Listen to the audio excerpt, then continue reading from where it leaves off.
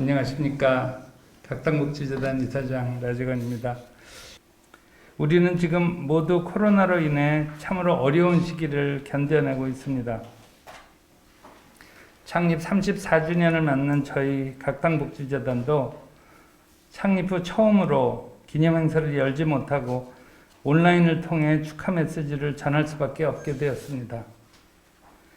제가 지난 6월 말 한국자원봉사협의회의 상임대표를 맡게 된 이후에 우리나라의 자원봉사의 역사를 들여다보는 계기가 만들어지고 있습니다. 우리나라에서 자원봉사가 활성화되기 시작한 것은 1990년대 중반의 일입니다. 경제적으로 다른 나라의 도움을 받던 나라에서 우리보다 어려운 나라들에게 도움을 나누어 줄 수 있게 발전한 것이 그 바탕을 마련해 주었습니다. 각당복지재단은 그보다 훨씬 앞선 1986년에 김홍나 박사에 의해 이웃사랑, 나라사랑, 하나님 사랑의 목표를 가지고 자원봉사를 통해 우리가 살아가는 세상을 보다 아름다운 세상으로 만들어갈 수 있다는 믿음을 실천하기 위해 설립된 사회복지법인입니다. 각당복지재단은 설립 후 지난 34년 동안 설립 목표에 따라 자원봉사가 이 땅에 뿌리내릴 수 있도록 쉼없이 노력해왔습니다.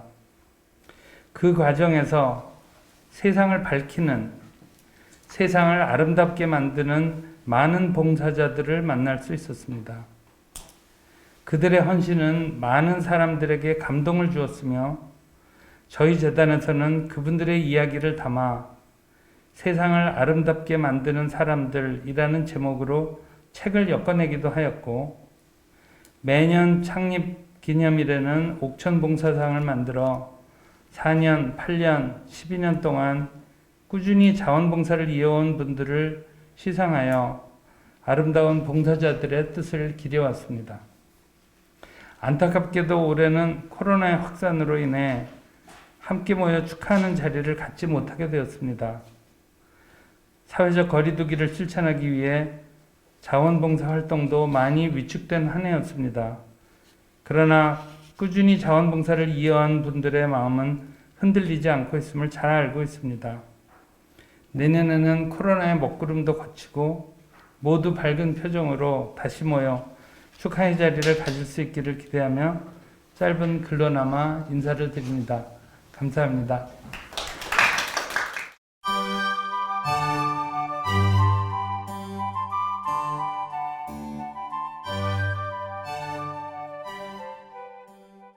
하나님 감사합니다. 2020년 새날을 맞이하면서 어떻게 하나님 뜻을 순종할 수 있을까? 어떻게 설립자의 설립 정신을 이어받아 올 한 해를 허락하신 하나님 선물에 대답할 수 있을까? 고민하면서 주님에게 뜻을 물었었는데 다시 한 해를 마무리하며 이 질문을 되돌아보게 하심을 감사드립니다. 한치 앞을 모르는 시대의 소용돌이 그리고 코로나 팬데믹 상황에서도 저희들 지켜주시고 사람을 대면하지 않고도 대화할 수 있도록 준비하면서 같은 꿈을 가진 분들 만나게 하심을 감사드립니다.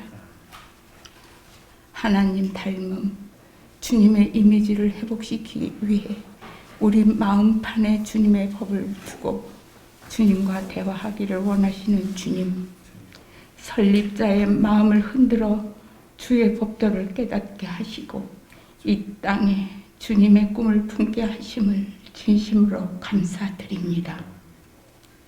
코로나19 어렵다 하는 상황에 우왕좌왕 않고 내 안에 귀한 의식을 확장하시고 아픈 분들의 마음을 만나기 위해 그 길을 찾아 용기를 내고 각 땅의 소리를 들으시고 졸업하시는 분들의 길을 축복하시옵소서. 이분들의 삶을 인도하시옵소서.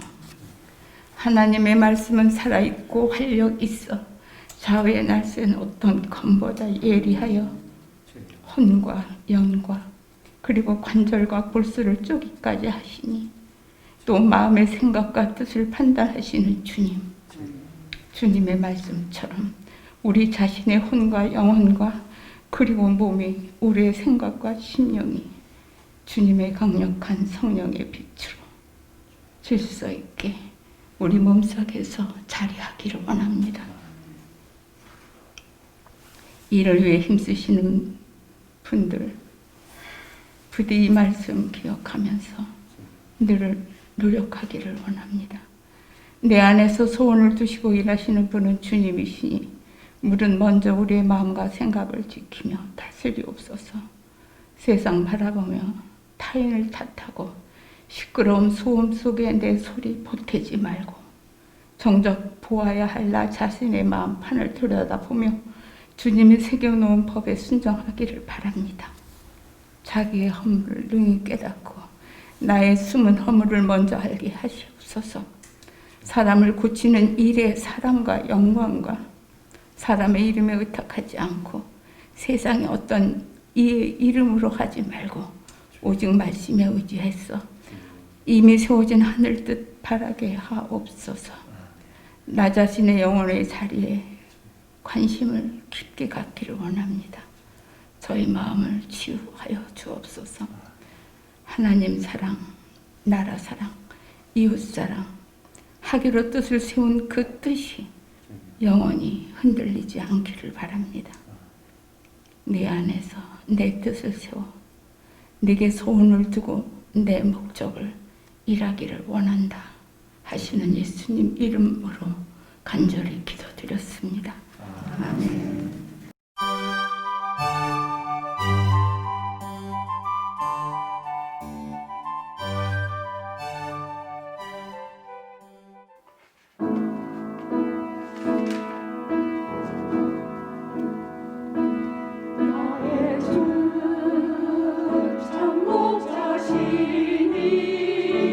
나의 길 인도하네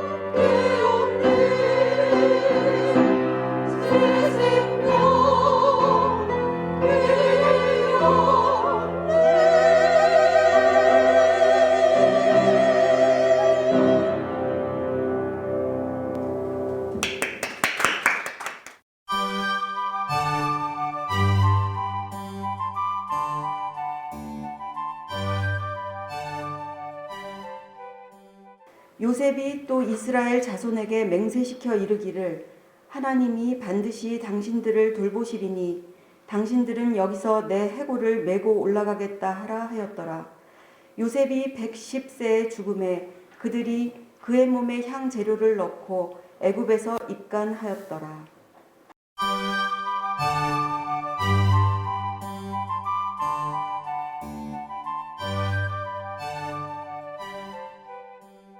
내수동교회 담임 목사 박지용 목사입니다. 이 교회 가까이 이렇게 인근에 귀한 이런 복지단체가 있는 것을 기쁘고 참 감사하게 생각하는데 오늘 이렇게 귀한 자리에 초청해 주셔서 깊이 감사의 말씀을 드립니다. 제가 오늘 짧은 시간 말씀을 나누고 싶은 제목은 목적에 붙들린 인생. 오늘 우리가 읽은 이 말씀은 창세기 성경의 제일 끝절입니다. 제일 끝장, 제일 끝절인데 그야말로 위대한 인생을 살았던 한 사람, 창세기에 가장 많은 분량을 차지하고 있는 한 사람, 요셉이라고 하는 한 사람이 마지막 임종하는 순간 그가 후손들에게 남기는 한마디 말씀입니다. 그 말씀을 우리가 함께 읽었는데 요셉이 남긴 마지막 말씀은 우리가 방금 읽은 이 말씀 이대로 말이죠. 맹세를 시켰습니다. 자손들에게. 하나님께서 반드시 이 땅에 있는 하나님 백성들을 하나님의 나라 가나안 땅으로 옮겨가실 텐데 그때에 나의 해골을 이곳에서 메어 가서 그 가나안 땅 하나님 나라에 거기에 묻으라 이렇게 말씀합니다. 자, 이것은 요셉의 단순한 유언이 아니고요. 이것은 요셉의 많은 생각과 그의 인생이 함축되어 있는 아주 중요한 메시지라고 할 수 있습니다. 요셉이 이렇게 부탁을 한 것은 그저 고향 땅이 그리워서 이런 말씀이 아니고요. 요셉이 한평생 무엇을 붙들고 살았으며 그리고 요셉의 후손들, 요셉에 이어 나타날 하나님 나라의 다음 세대들이 어떻게 살아야 하는지 그것을 각인을 시켜주기 위한, 새겨주기 위한 요셉의 메시지였습니다. 그래서 실제로 요셉이 애굽에서 죽기는 죽었는데 거기서 입관만 하고 소위 말하면 미라 형식으로 입관만 하고 실제로 애굽 땅에 장사를 지내지 않고 스탠바이한 상태로 기다린 것이죠. 그리고 실제로 이스라엘 백성들이 가나안 땅으로 갈 때 그때에 요셉의 유언 그대로 요셉의 해골을 메고 가나안 땅으로 올라간 것입니다. 요셉이 했던 말씀은 간단합니다. 자기 자신은 한평생 이 가나안 땅, 이 애굽 땅에 살았지만 자기의 목적은 이 애굽 땅이 아니었다는 것을 기억해 달라는 것입니다. 애굽에서 총리까지 했던 위대한 사람. 그러나 요셉의 한 평생 그의 마음을 사로잡고 있었던 것은 가나안 그 애굽 땅이 아니고 그 애굽에서 총리 생활을 했던 그것이 아니고 요셉의 한 평생 마음은 하나님의 나라에 있었다. 하나님의 나라에 있었고 하나님께 그 목적이 있었기 때문에 자기는 이 땅에서 살면서 한평생 이 목적을 잊어본 적이 없다 하는 것이죠. 그래서 자기가 죽어도 이 땅에서 내 인생이 마치는 것이 아니다는 것입니다. 이 애굽에서 내 인생이 마치는 것이 아니고 내 인생은 하나님 나라에 가는 것이 목적이기 때문에 거기 가는 것이다. 요셉이 죽고 나서 말이죠. 요셉의 후손들 두고 이어 나오는 그 후손들이 요셉의 인생을 보면서 깨달으라고 하는 것이 하나가 있습니다. 당신들도 여러분들도 이 땅에 목숨을 걸지 말고 애굽에 인생의 목적을 두지 말고 하나님의 나라에 목숨을 걸면서 거기에 목적을 두면서 살아야만 한다. 자, 여러분 생각을 해보시면 이 요셉은 정말 소위 말하면 정말 지독한 사람이었습니다. 어떤 면에서 자기의 목적에 있어서 이 목적에 붙들린 인생을 산다고 하는 데 있어 가지고 정말 지독한, 살아있을 때에도 그렇게 살았습니다. 근데 자기가 죽고 난 다음에도 말이죠, 자기의 인생이 어떻게 살았는지를, 그리고 후손들이 무슨 생각을 해야 되는지를 이 후손들에게 말해주고 싶었던 것입니다. 하나님 나라, 오직 그 하나님 나라, 영원한 나라, 그 나라를 위해서만 살아야 되고, 나는 그렇게 살았는데 내 후손들도 그렇게 살아야 된다. 그래서 내 시신은 이곳에서 내 인생을 종지부를 찍는 것이 아니라는 것을 당신은 기억하라. 당신들은 기억하라.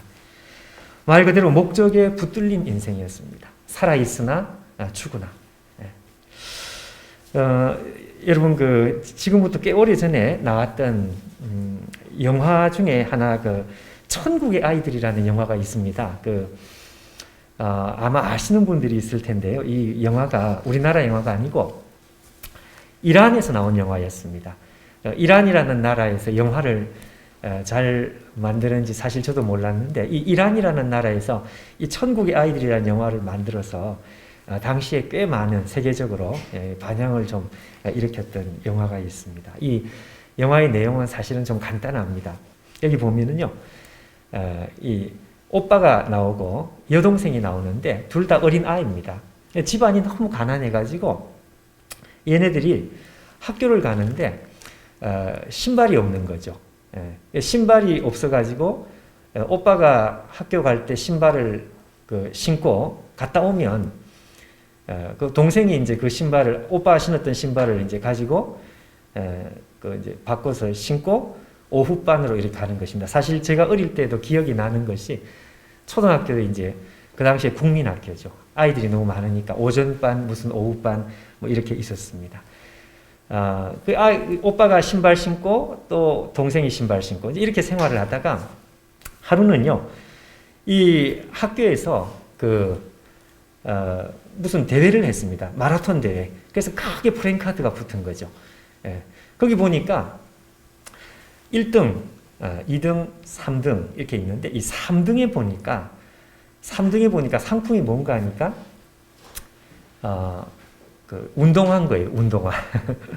그래서 이 오빠가 그걸 보고서 그냥 마음에 그냥 소위 필이 꽂혀가지고 내가 저 운동화를 타야 되겠다, 이제 이렇게 생각을 한 거죠. 그래서 얘가 학교 끝날 때마다 혼자서 죽으라고 연습을 해가지고 그날만 기다리는 거예요. 그리고 이제 자기 여동생한테 불러서 이 오빠가 반드시 저 운동화 상품을 내가 타가지고 내가 너한테 줄 것이다.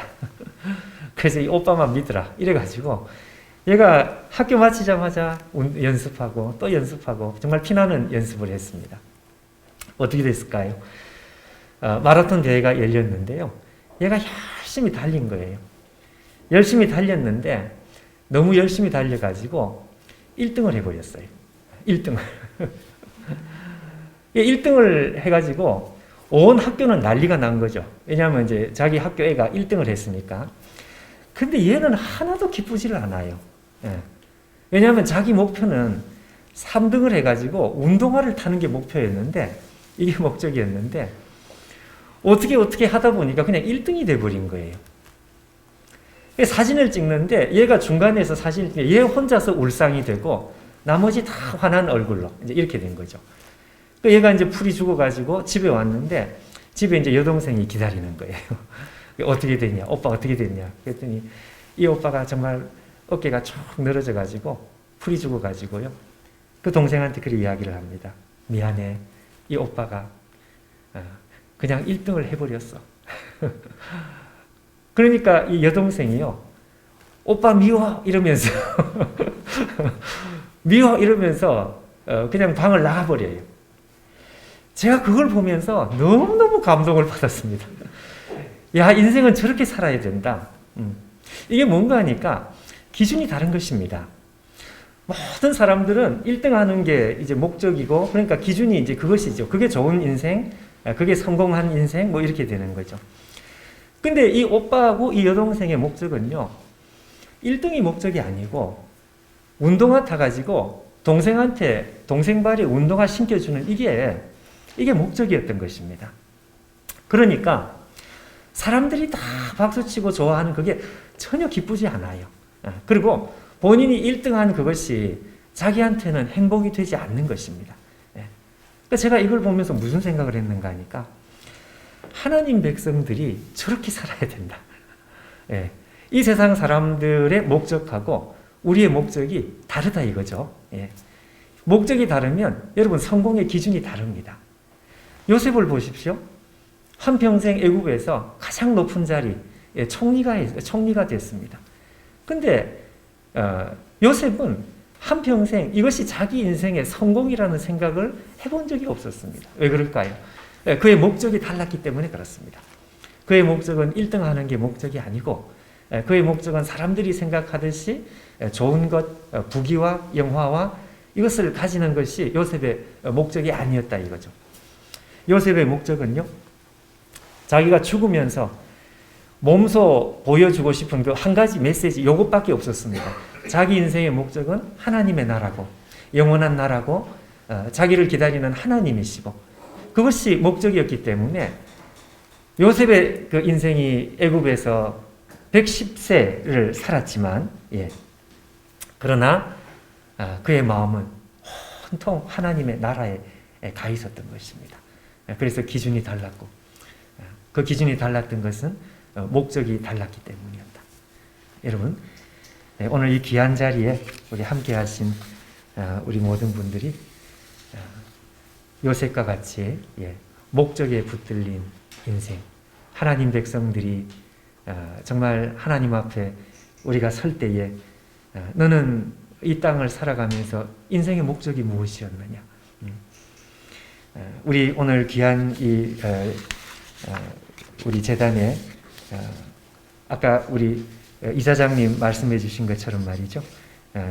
목적이 있었습니다. 이웃 사랑, 나라 사랑, 하나님 사랑. 이 목적에 붙들린 이 단체, 목적이 붙들린 인생.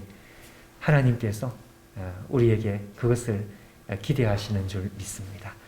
우리 하나님께서 정말 인정하시고 우리를 기뻐하시는 이런 인생이 되기 위해서 오늘 요셉이 우리에게 주는 이 한 가지 메시지를 우리의 가슴에 깊이 새기면서 이 복된 귀한 오늘 이 창립 34주년에 우리 하나님께서 우리 각당 복지재단을 목적에 붙들린 이곳에 새롭게 하나님께서 축복하시면 좋겠습니다. 제가 한번 기도하겠습니다. 사랑하는 아버지 하나님 감사합니다. 목적에 붙들린 인생을 살았던 요셉과 같이 우리 귀한 각당 복지재단 목적에 붙들려 이 단체가 시작이 되었지만 앞으로도 주님 오실 때까지 귀한 목적에 붙들리고 사로잡혀서 하나님 기쁘시게 해드리는 귀한 단체가 되도록 하나님 크게 축복해 주시옵소서. 예수님의 이름으로 기도합니다. 아멘.